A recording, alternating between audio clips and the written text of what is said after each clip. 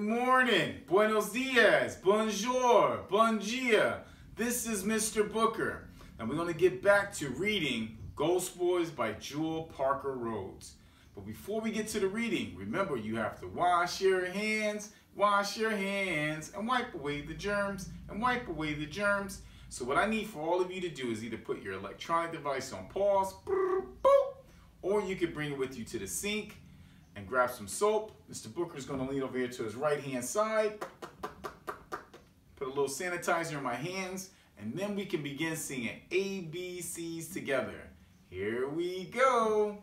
A, B, C, D, E, F, G, H, I, J, K, L, M, N, O, P, Q, R, S, T, U, V, W, X, Y, and Z.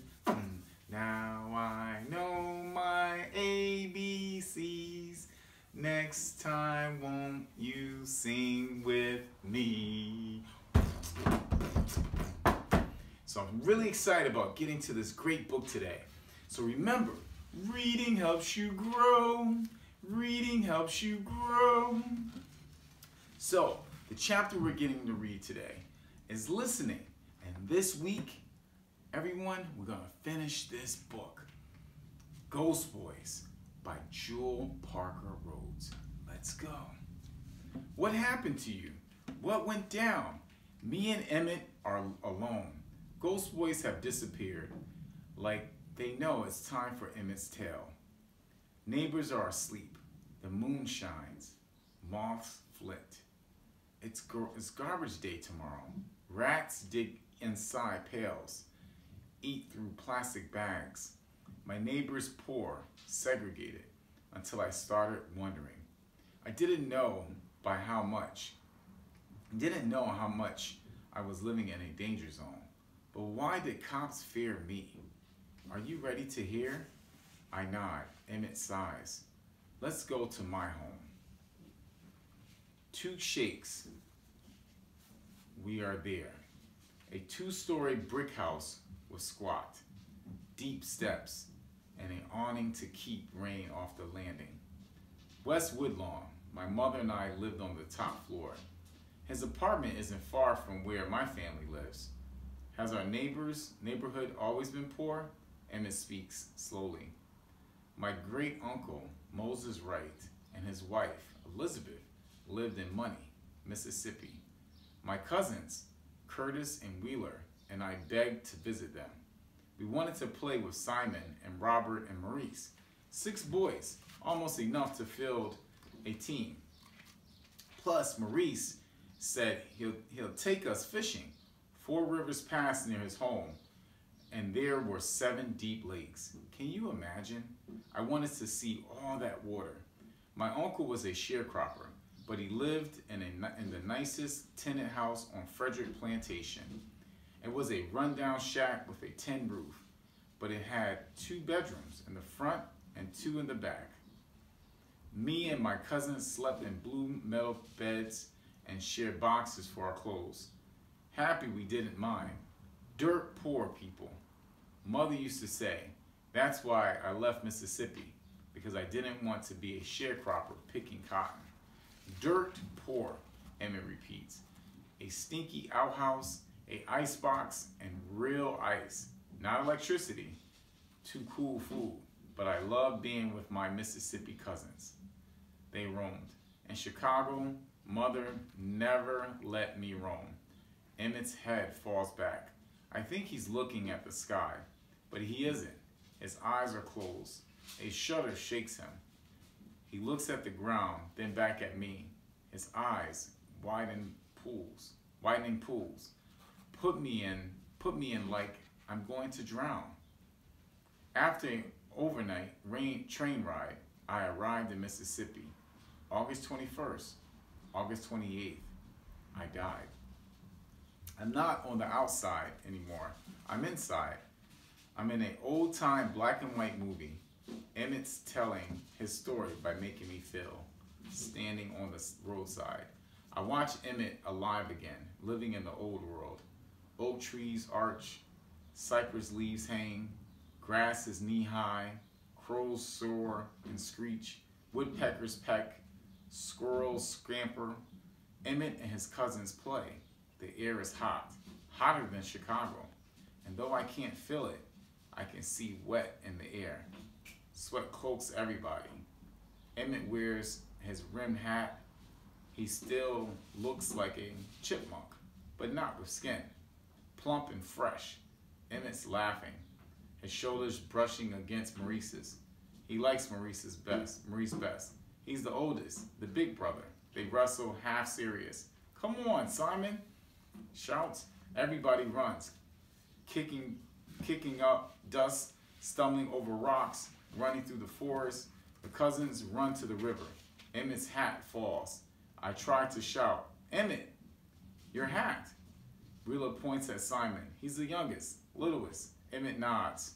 Then him and Wheeler lift Simon, dumping him in the river. It's so hot. Simon doesn't mind. Robert and Maurice laugh. Let's go to town. Maurice pivots back toward Emmett, resting his hands on his shoulders. He says, serious, say yes, ma'am, no, sir, to white people. Don't look anybody white in the eyes. Emmett throws a stone. It skips across water, sinks. You are not my uncle, my mother either. Don't be stupid, Emmett.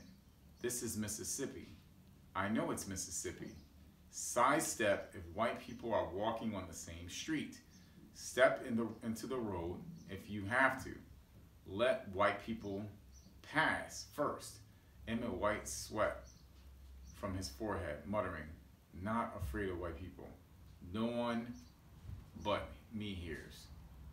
Town isn't much. Dirt roads, wood sidewalks, a few stores with porches. Segregated black and white men play checkers and drink soda outside. Countrymen in denim. Women in flowery dresses. 2 black girls skip. The day is sunshiny and bright.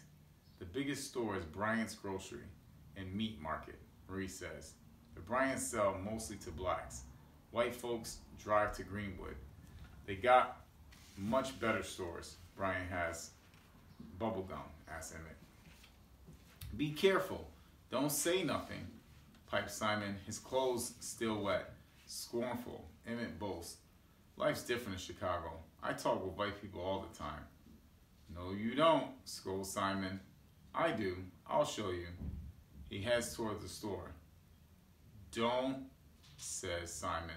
Think I'm scared? Simon grips Emmett's shoulder. Emmett shrugs him off. Don't. My voice makes no sound. Stupid, stupid, stupid. Emmett, don't be stupid. Here's different, says Simon, fierce, desperate. Tell him, Maurice. Folks don't care about black people. Don't like black people. Don't even believe we're people, says Maurice. Sorrowful. Emmett doesn't listen. He walks into the store. Not much of a store. Some chips, penny candy, cold sodas, bags of flour, sugar, salt. A woman with a long brown hair sits on a stool behind the counter. She's pale, with red lipstick and brown eyes. Emmett digs out a purple bubble gum from a bin and puts a penny in her hand. He walks away, not seeing the woman's outrage. I see it, hatred. At the doorway, he stops, turns and smiles. Goodbye. Wordless, I holler. Run, Emmett, like I tried to run. Simon leaps onto the porch. You spoke to her? Yeah. Emmett unwraps his gum. Say goodbye like I would in Chicago. Put the penny in her hand. Put the penny in her hand? So. Simon hops, twists, like the ground is on fire. He drags Emmett toward the cousins. He speaks rapidly, squeaking, talked, touched her. Robert trembles. Wheeler asks, what's wrong? Curtis, like Emmett, is dumbfounded. We've got to go, insists Maurice. Whoa, what's wrong? Emmett stutters. Mrs. Bryant bolts out of the store. Her yellow dress flaps. She's fetching her pistol, warns Simon. Stunned, Emmett can't move. No one can. They're paralyzed. Mrs. Bryant flings open her card, reaches inside. What's wrong? Anxious, his voice pitches high. Whoa, what's wrong? Whoa, sounds whistle. The white lady glares at Emmett like he's a monster. She's thinking he's mocking, whistling at her. A crowd gathers, white men, women, even some kids. Black people, heads lowered, step, slide away, disappearing, escaping. Even dead, I can smell the danger. Run, screams Maurice. Run, echoes Simon. Emmett runs as fast as he can. He can't run fast enough. Emmett pauses, closes his eyes, then mutters, I begged my cousin not to tell my uncle and aunt. I want to be sent back to Chicago, I said. I was young, embarrassed. I didn't understand the trouble I was in. But you didn't do anything wrong. Emmett almost fades. Then I see the shape of him, more focused and bold. What mattered was that they, white people, thought I had done. It gets worse, see? I stare into his eyes. Past midnight, the house is cloaked in darkness. Two white men burst into the shack, guns pulled, flashlights startling, searching faces. Everyone's hollering. Frightened, Aunt Elizabeth runs toward the back bedroom. They follow her. Emmett's face is caught in the flashlight's glow. Get up, get dressed. Petrified, Emmett wets himself. He pulls his overalls over his pajamas. He's a child, not from here, his uncle pleads, begs. He didn't know. A man with black curls and a short-sleeved white shirt slams him against the wall. How old are you? 64. You make any trouble, you'll never live to be 65. Simon grabs hold of Emmett's legs, trying to keep the men from dragging him away. The second man kicks him.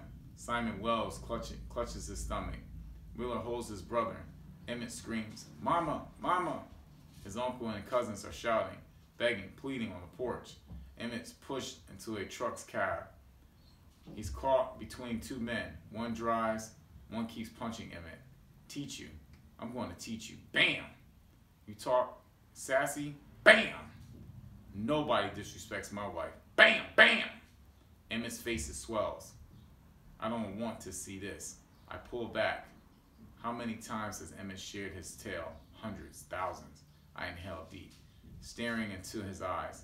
I am inside again. The film rolls. The Tallahatchie River glows silver. Lightning bugs blink. Fish splash, leaping for moths, flies. Emmett is dragging from the truck. Mama! Mother isn't going to help you, boy. His fist falls like a hammer. Emmett drops to his knees. The dark-haired man grabs his legs, pulls. You whistled at my wife? He chokes Emmett. Emmett squirming, trying to beat the hands away. His feet lifts off the ground. Who do you think you are? Eyes bulge. Blood flows from his mouth.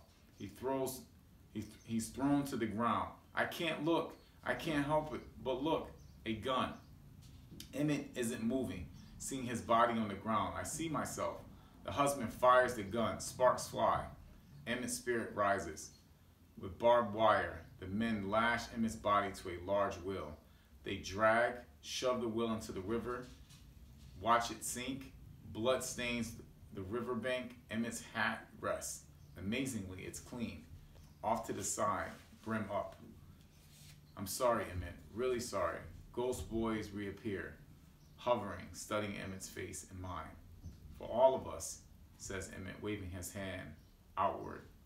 We are all sorry for each other. Somebody decided they didn't like us. We were a threat, a danger, a menace. The ghost boys nod, waiting for something, waiting on me. I feel it. Ghost boys are my new family. Then I feel an urge deep inside of me, a recognition, injustice, tragedy. My mouth opens, a sound I didn't know I could make. Kings out of me, terrifying, more mournful.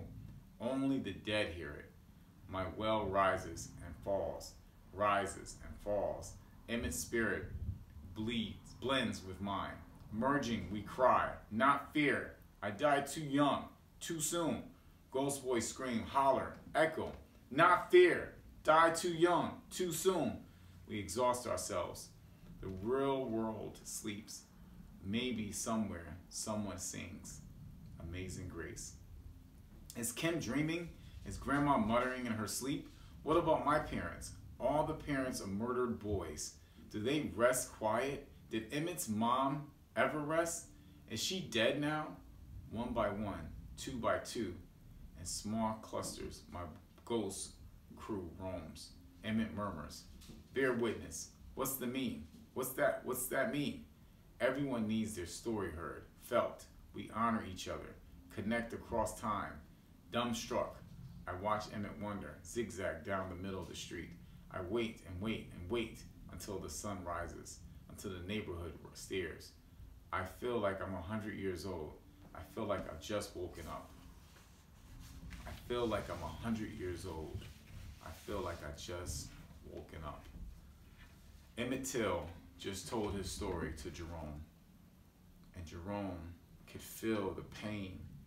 And even though they're in different time periods, and they went through this tragedy in different time periods, they can relate to each other, the injustices that they both have faced. It's just being two little black boys who are around the same age, one in 1955 and one in present day. An injustice that they feel, and it connects with each other and it resonates with one another. So I want to thank you all for joining me today with reading Ghost Boys by Jewell Parker Rhodes. I hope you all have a wonderful day, and thanks again for reading along with me. Bye-bye. I love you all.